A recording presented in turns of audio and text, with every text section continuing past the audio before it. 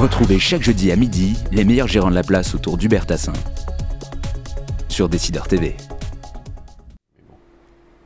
Les décideurs de la gestion, bonjour. Vendredi midi et demi, nous faisons le point sur l'actualité économique et financière, sur les marchés financiers. Et cette semaine, un spécial marché de taux, marché obligataire et marché de taux en général. C'est le premier que nous faisons. Et pour cela, nous avons un invité qui est Étienne Gorgeon de Tikehau Investment Management. Et donc, vous êtes le responsable des taux, donc ça tombe plutôt bien. Un tout petit mot sur Tikehau. Bonjour Hubert. Une société qui va plutôt bien. On est en course pour atteindre 1,5 milliard d'actifs et principalement sur de la dette. Notre cœur de métier, c'est la dette. Donc, vous êtes là pour nous parler des obligations. Alors justement, Absolument. Le modèle de l'investissement obligataire, comment vous le définiriez? D'abord, qu'est-ce que j'ai comme choix si je veux investir sur les taux? Pour rappeler peut-être rapidement à nos auditeurs ce que c'est qu'une obligation, vous avez, pour faire simple, 3-4 types d'obligations. La première, c'est ce qu'on appelle les OAT. Quand on achète de la dette française, on considère ça comme une signature sans risque de défaut. À tort ou à raison, ce n'est pas obligatoirement le sujet. C'est une dette qui ne rapporte pas grand-chose en ce moment. Le 5 ans rapporte 70 points de base, même pas 1%. Voilà, ça c'est la dette française qu'on appelle quasiment sans risque. Ensuite, vous avez un léger cran de risque supplémentaire qu'on appelle la dette investissement ou investment grade. Là, typiquement, vous avez du France Télécom. Ça va vous rapporter autour de 1 à 1,5% en termes de taux actuariels. Donc ça, c'est les agences de notation qui vous donnent les notes. Voilà, c'est le haut des notes. Tout est une question de probabilité de défaut. On estime que la France, l'Allemagne ont une probabilité de défaut quasiment nulle. Donc, ils vont rembourser à échéance la dette. On estime que France Télécom, cette probabilité est très très faible, mais elle est légèrement supérieure. Et pour enfin, la troisième catégorie, c'est ce qu'on appelle le haut rendement ou le high yield. Là, ce sont des sociétés qui choisissent, pour financer leur développement, d'utiliser plutôt de la dette que des fonds propres et qui ont donc des endettements assez élevés en comparaison par rapport à un France Télécom, par exemple. Ce sont des noms qu'on connaît tous, du Picard. Il n'y a plus très longtemps, il y avait encore Pernod Ricard. Maintenant, ils sont passés dans la catégorie investissement. On a également du Loxam pour les sociétés françaises qu'on peut connaître, ou du Gros E, c'est votre robinetterie dans la salle de bain. Et là, c'est des taux actuariels qui sont plutôt autour de 6%, parce que simplement, le risque est plus élevé. Il faut regarder dans le détail l'analyse financière. Donc là, il y a de l'argent à gagner. Là, il y a de l'argent à gagner. Pour aller rapidement. Alors, comment ça varie tout ça? Comment je valorise mon obligation de jour en jour, si j'ose dire? Alors, la base, malheureusement, les obligations, c'est un tout petit peu plus compliqué que les actions, mais pour peu qu'on s'y intéresse, on peut à la fois gagner de l'argent et s'amuser. C'est-à-dire qu'évidemment, quand les taux augmentent, les prix baissent. Il faut s'habituer à ça. Mais une fois qu'on a compris ça, tout le reste est extrêmement simple. Quand les taux augmentent, les prix baissent. C'est simple. Et voilà, on en est là. Alors, il y a quand même des obligations qui permettent d'échapper à ça, qui sont des obligations à taux variable ou les fameuses obligations indexées sur l'inflation. Effectivement, si un jour la peur de l'inflation refait surface, ce qui n'est pas réellement le cas en ce moment, d'ailleurs, on doit le dire, puisqu'on a plutôt des problèmes d'économie dans l'économie réelle et plutôt des problèmes de ralentissement de l'inflation. Mais effectivement, les OATI, on appelle communément les OATI, sont des obligations d'État qui sont indexées à l'inflation. Au fur et à mesure où l'inflation augmente, vous avez votre coupon, donc votre rendement qui augmente et qui vous permet de vous protéger contre ce risque-là. Donc je suis sûr de gagner un peu plus que l'inflation, mais très peu finalement, peu de plus. Mais pas tellement plus, effectivement. Il y a une composante taux qui vous rapporte un tout petit peu plus, mais pas tellement plus. Bon, alors conjoncture, l'année 2012, c'était une très belle année pour vous, pour vos clients, j'imagine. C'est fini. Pourquoi est-ce que c'est une belle année et est-ce que ça va durer? Alors, il y a plusieurs choses. Sur le monde de l'obligataire, je vous ai cité 3 catégories. Les performances étaient diverses. La plus impressionnante était probablement celle du haut rendement, puisque c'était une performance de l'ordre de 20 à 23%, qui est une performance proche des marchés actions. Donc oui, qui est une très belle performance, alors qui est liée à la fois à la baisse des taux et finalement au fait que ces sociétés qui ont émis des obligations à haut rendement ont honoré leurs dettes, ont eu des... Absolument, c'est-à-dire que vous êtes dans un environnement où ces sociétés, finalement, même si la conjoncture est compliquée, elles arrivent à trouver des financements, à échelonner leurs dettes, elles arrivent à générer quand même pas mal de cash flow. Et c'est vrai que vous en avez parlé, pourquoi 2012 était une très belle performance pour le monde obligataire. Il y a eu aussi un effet rattrapage par rapport à 2011, notamment sur le haut rendement. Mais de manière générale, si les performances sont plutôt bonnes sur le marché obligataire, c'est parce que vous êtes dans un monde dans un environnement économique extrêmement favorable à la classe d'actifs obligataires. Donc, on est dans un monde de dette, où on s'en rend un peu compte tous les jours en écoutant la radio et la télé. Alors pourquoi? Ça veut dire quoi un monde de dette? Ça veut dire finalement pourquoi et quelles sont les conséquences pratiques finalement pour des gens qui ont de l'argent? En fait, effectivement, la première question du pourquoi, c'est que vous êtes dans un environnement où, que ce soit aux États-Unis comme en Europe, vous avez une croissance trop faible. Quand il y a de la croissance, aux États-Unis elle est plutôt faible, en Europe on se bat pour la maintenir légèrement au-dessus du zéro et on a vraiment du mal, quand ce n'est pas même une récession en Espagne ou en Italie. Et à côté de ça, vous avez beaucoup trop de dettes au niveau de ces mêmes États. Et donc pas assez de croissance, trop de dettes, crée des chocs permanents sur les marchés financiers. Ça c'est ce qu'on a vu en 2009, 2010, crise européenne, 2011, crise européenne, mais décélération de l'économie américaine, 2012, pareil, avant que ça reparte. Oui, on a eu un premier semestre qui a été très très dur. Mais le premier semestre était on n'était pas bien du tout. Extrêmement difficile, et là on s'aperçoit que c'était une configuration à peu près similaire. Donc, et pour contrebalancer ces chocs, c'est-à-dire une économie trop faible qui se bat pour éviter la récession et beaucoup trop de dettes, et donc des ratios d'endettement qui ne font que croître ou qui ont du mal en tout cas à se stabiliser, vous avez des banquiers centraux qui essayent d'éteindre les incendies, si vous me permettez cette expression, et qui injectent énormément de liquidités. Alors, paradoxalement, parce qu'il y a trop de dettes, le marché obligataire est solide. Alors, parce qu'il y a trop de dettes, le marché obligataire est solide, c'est-à-dire que la crise financière de 2008, il y a eu un transfert de la dette au niveau des banques, au niveau des États. Donc maintenant, toute cette dette est au niveau des États et ce sont les États qui doivent la gérer. Et effectivement, pour contrecarrer ces chocs de pas assez de croissance, trop de dettes, les banquiers centraux mettent beaucoup de liquidités dans le système. Parce qu'évidemment, quand un État est trop endetté, il est obligé d'assainir ses comptes. C'est ce qu'on vit en France, c'est ce qu'a vécu fortement l'Italie l'année dernière avec une récession la plus élevée depuis la Seconde Guerre mondiale. L'Espagne, n'en parlons pas, la Grèce évidemment, et donc pas assez de croissance des marchés qui ont du mal à venir. Du coup, on a des taux d'intérêt qui sont bas et on a pris l'habitude de les comparer, le rendement des obligations au rendement des actions. Les actions rapportent plus. Alors pourquoi est-ce que j'irais sur des obligations? Alors en fait, le rendement des actions rapporte plus, c'est vrai si vous êtes persuadé que les actions vous offrent un rendement sûr.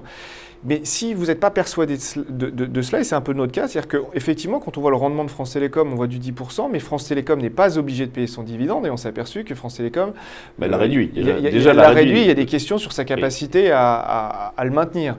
Et quand vous regardez des sociétés sur lesquelles il y a une très belle visibilité en termes de paiement de dividendes, comme Essilor, comme Nestlé, vous apercevez que les rendements sont très très bas. Donc en fait, les marchés sont assez arbitrés. Oui, donc quand je compare le rendement moyen des actions avec le rendement des obligations d'État, évidemment, je compare deux choses non comparables pour vous. Vous comparez deux choses qui sont assez différentes, mais c'est vrai qu'il y a eu cette thématique de début d'année, ce que les stratégistes ont appelé la grande rotation. Alors la grande rotation, ça y est, j'abandonne les marchés de taux et je vais investir dans les biens réels, dans les actions, etc. Exactement, mais il se trouve que la grande rotation, déjà la première chose, c'est qu'elle n'a jamais existé concrètement. C'est que parfois, ponctuellement, vous avez sorti dans le monde obligataire, mais c'est très court et c'est de faible amplitude. C'est ce qu'on peut observer. Alors, quels sont les grands flux du monde obligataire? Alors, les grands flux du monde obligataire, c'est que simplement, vous avez une épargne colossale qui est générée. Alors, le chiffre connu, c'est 1000 milliards d'épargne nette dans les marchés émergents, beaucoup plus dans les pays développés. Et cette épargne a besoin de se loger sur des actifs sûrs. Alors, cette épargne en France, c'est les contrats, c'est l'assurance vie, les livrets, etc. Les contrats de retraite des Américains, des Japonais. Donc exactement. Ça, et donc, ça a plutôt tendance à aller chercher du rendement. Et la problématique, elle est là. C'est quand vous avez des taux aussi bas, le rendement appelle le rendement, et une des thématiques que l'on met en avant, c'est ce qu'on dit à nos clients, c'est attention, vous pourriez être surpris du niveau auquel les taux pourraient arriver ou atterrir dans quelques années. Ça pourrait être encore beaucoup plus bas. C'est-à-dire que donc le risque de krach obligataire, comme on l'appelle, c'est pas quelque chose que vous craignez particulièrement? Pas dans un environnement proche. Voilà. Ce que j'ai presque envie de vous dire, ça serait presque annonciateur que enfin l'économie rebondit et repart. Et il est probable que les banquiers centraux essayent de gérer justement pour éviter un krach, puisqu'un krach créerait d'autres problèmes. Alors, actuellement, on a eu des variations monétaires extrêmement marquées, quoi, notamment évidemment la parité du yen contre les autres monnaies. Ça a des effets sur les placements obligataires en général? Oui.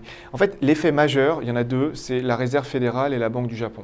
La Réserve fédérale, pourquoi est-ce qu'on est toujours dans un environnement extrêmement favorable à l'obligataire? C'est la Réserve fédérale achète par mois 85 milliards d'obligations.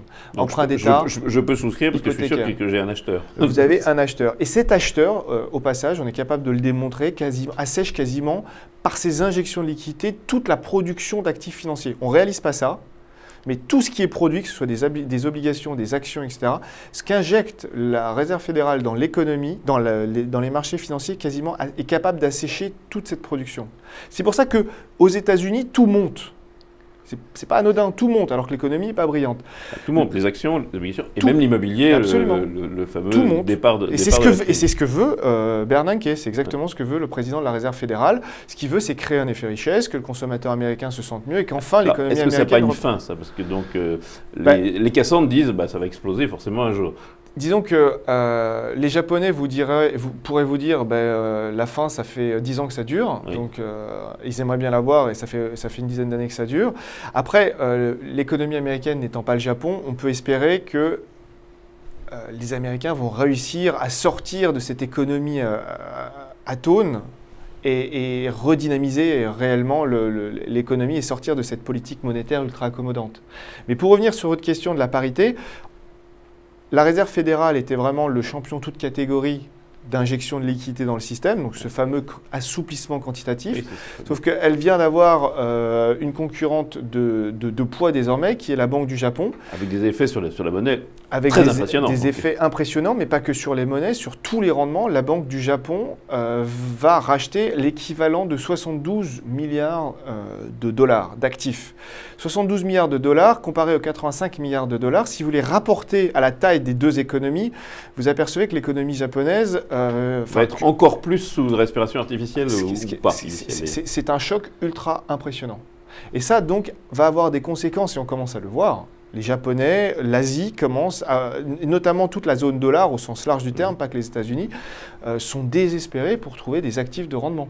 Si je peux me permettre de vous citer un exemple qui était très marquant, on a une émission, La Mondiale, qui est un très bel assureur français, oui, mais qui est très franco-français, qu'on connaît vraiment en France. Une émission, ils ont décidé de faire une émission en dollars, et ce qui nous a surpris, puisque c'est plutôt vraiment une émission, un émetteur français, donc on s'attendait plus à l'euro. L'actif passif plaiderait plutôt pour l'euro. Et ils sont sortis avec un coupon au-delà de 7, et en fait, ça a fait briller les yeux d'une partie de l'Asie et des États-Unis, sachant qu'ils ne connaissent évidemment pas l'émetteur, mais cette problématique de rendement, elle est partout, en Europe, aux États-Unis, en Asie. Donc on a une fuite non pas vers la qualité, mais vers le rendement. C'est comme exactement. Ça que vous résumeriez. Votre terminologie est parfaite. Fuite vers le rendement. Aujourd'hui, votre métier, c'est l'obligation, donc vous allez me dire que c'est bien. Vous metteriez quel poids dans l'obligataire par rapport à un poids dans les autres actifs? Alors vous avez raison, mon métier, c'est l'obligataire, mais dans l'obligataire, il y a des choix à faire. C'est-à-dire que ce qui nous intéresse pour nos clients, évidemment, c'est de leur faire gagner de l'argent. Et en fait, chez Tikehau OIM, nous n'avons quasiment que des fonds flexibles. En tout cas, on a une approche très flexible de la gestion et notamment de la gestion obligataire. Et en fait, on a fait un choix assez radical, c'est de n'avoir que du haut rendement et un tout petit peu de cash pour justement saisir des opportunités puisque nous sommes toujours dans un environnement... Dans cette catégorie du haut rendement, il y a moyen de gagner de l'argent. Il y a moyen de gagner très bien. La mondiale qui effectivement... Depuis le début de l'année, si vous faites raisonnablement bien votre travail d'analyste financier, donc de sélectionneur de titres, vous pouvez générer des rendements de l'ordre de 7%. Je pourrais vous citer quelques noms, mais nous, on a du Loxam en portefeuille qu'on aime beaucoup, ça nous génère du 6,5. On a évidemment de la mondiale, on a de l'Odigeo, enfin là, je ne vous parle que de sociétés françaises ou européennes. Et ça fait des performances depuis le début de l'année de l'ordre de 2,5 à 3%, même 3,5%. Oui, donc là, l'avantage, c'est que la gestion déléguée a un avantage sur la gestion directe. Autant si c'est pour acheter des OAT ou des emprunts italiens, vous avez un... Il y a le timing qui compte, il y a beaucoup de choses, mais là, vous avez une vraie valeur ajoutée. C'est quand même l'analyse titre par titre, et ça, c'est assez compliqué. Effectivement, il y a deux parties. Il y a la sélection de titres, puisque ce sont des entreprises qui, parce qu'elles utilisent plus de dettes pour se financer... Oui, vous avez cité Pernod Ricard qui a eu fait une croissance par la dette, et donc qui était dans cette classe-là. Qui était dans cette classe-là, qui est passé qui est passé dans la catégorie supérieure parce qu'elle génère tellement de cash flow qu'elle s'autofinance, on va dire. Ou elle est capable de quasiment de donc le potentiel, il est de capter le rendement sur cette classe d'actifs. Dans un environnement où la meilleure stratégie, c'est le rendement, on a été chercher quel est le meilleur sous-jacent. Le meilleur sous-jacent, celui sur lequel on a le plus de visibilité, c'est le haut rendement. Avec du 6,5-7%, c'est là où il faut aller. Ce sera le mot de la fin. Rendez-vous la semaine prochaine, même heure, même endroit, mais nous reparlerons d'actions. Et rendez-vous sur le lien d'à côté, sur le même site, en cliquant pour l'émission consacrée aux conseils plus précis.